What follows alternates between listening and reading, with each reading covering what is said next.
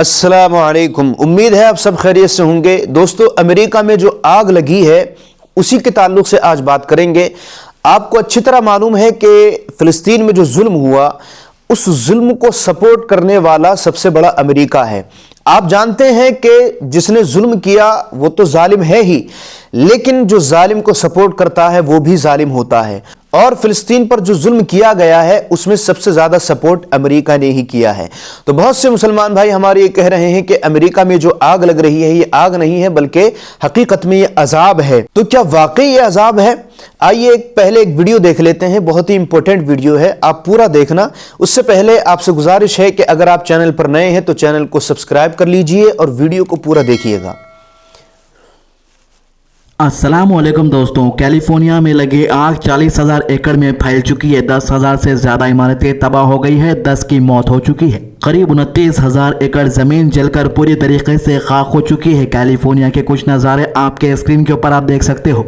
America state California में Los Angeles के चारों तरफ लगी आग से लगभग 10,000 घर जल चुके हैं। 4 दिन से लगी आग लगभग 40,000 एकड़ में फैल चुकी है। इसमें से 29,000 एकड़ जमीन पूरी तरीके से जलकर खाक हो गई। आग कैसे लगी ये किसी को नहीं पता है, बस कहा जा रहा है कि जंगलों से आग लगी। अगर जंगलों से आग लगती तो पहले अतराफ के घर जलते। जरा गौर करिएगा, झाड़ के ऊपर आग लगी हुई है। इंटरनेशनल मीडिया वाले ये नज़ारे को अपने कैमरों में कैद कर रहे हैं और कह रहे हैं कि अचानक से पेड़ पर आग कैसे लग रही है जबकि अतराफ के घर सही सलामत है। यानी आग अलग अलग जगहों पर अचानक लग रही है, लेकिन आग कौन लगा रहा है दिख नहीं रहा। आज जुमे के दिन होने वाली मौतों का आंकड़ा बढ़कर 10 हो गया है। ये लॉस एंजलिस और आसपास में लगे अब तक की सबसे बड़ी आग है। लॉस एंजलिस काउंटी के शेरिफ रॉबर्ट लूना ने आग मची तबाही को परमाणु बम विस्फोट से होने वाली तबाही के बराबर बताया है। मतलब इनका कहना है कि अगर न्यूक्लियर बम भी गिर जाता तो भी इतनी ज्यादा तबाही नहीं होती, उससे ज्यादा तबाही हुई है।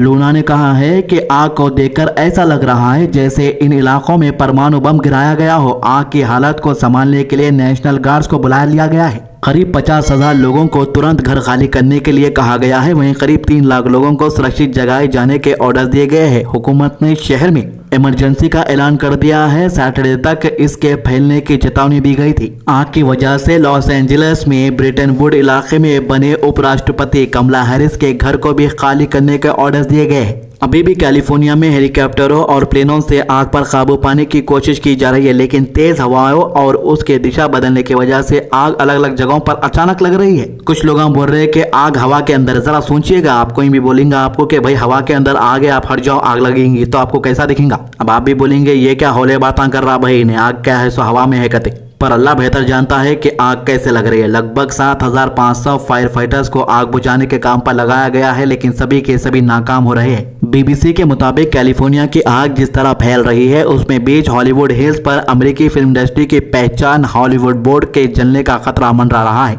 दरअसल एलए में हॉलीवुड नाम की एक जगह है, इसी पर अमेरिकी फिल्म इंडस्ट्री का नाम हॉलीवुड पड़ा है। आग से लॉस एंजलिस शहर के पॉश इलाके पैलेसेट्स में कई हॉलीवुड स्टार्स के बंगले भी जल चुके हैं। बताया जा रहा है कि पेरिस हिल्टन का घर 72 करोड़ रुपए में बना था और कई सेलिब्रिटीज को घर छोड़कर भी जाना पड़ा है।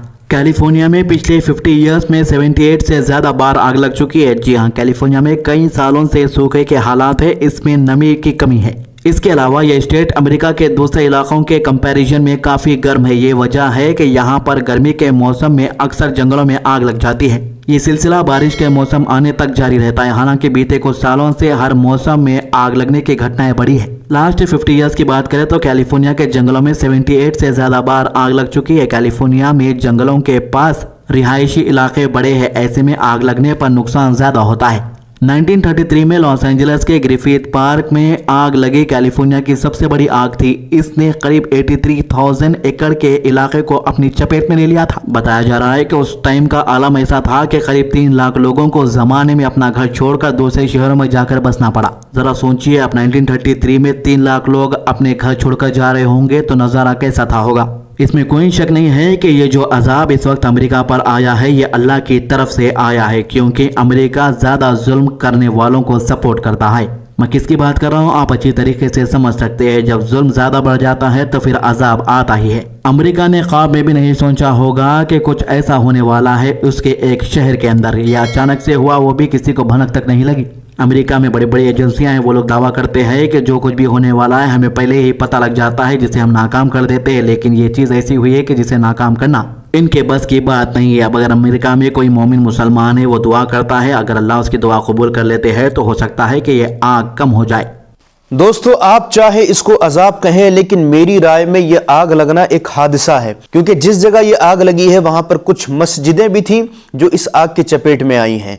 और जो लोग इस हादसे को देख करके बहुत ज्यादा खुश हो रहे हैं, मैं उनसे ये कहना चाहता हूं कि इस तरह से किसी को मुसीबत में देख करके खुश होना आका अलैहिस्सलातु वस्सलाम का तरीका नहीं है। ये बात ठीक है कि वहां बहुत सारे ऐसे लोग थे जो कि जालिमों को सपोर्ट कर रहे थे, लेकिन उनका हाल अल्लाह पर छोड़ते हैं। खुदा तबारक व तआला उनको दुनिया में भी पकड़ लेगा, चाहेगा तो आखिरत में पकड़ लेगा। लेकिन हमारा इस तरह से खुश होना ये मुसलमान का तरीका नहीं है, ये हमारे बुजुर्गों का तरीका नहीं है। जो भी मुसीबत ज़दा हैं उनके लिए हमें खैर ही की दुआ करनी चाहिए। अच्छे बुरे लोग हर जगह होते हैं। ये मेरी राय है। अगर आप मेरी राय से इख्तलाफ रखते हैं तो जरूर कमेंट में लिखें। अगर आप मेरी राय से मुत्तफिक हैं तब भी आप कमेंट में लिख दें। आज के लिए इतना ही, फिर मिलते हैं एक नई अपडेट के साथ। अगर वीडियो अच्छी लगी हो तो इसको लाइक कीजिए और शेयर जरूर कर दीजिएगा और चैनल को भी जरूर सब्सक्राइब कर दें।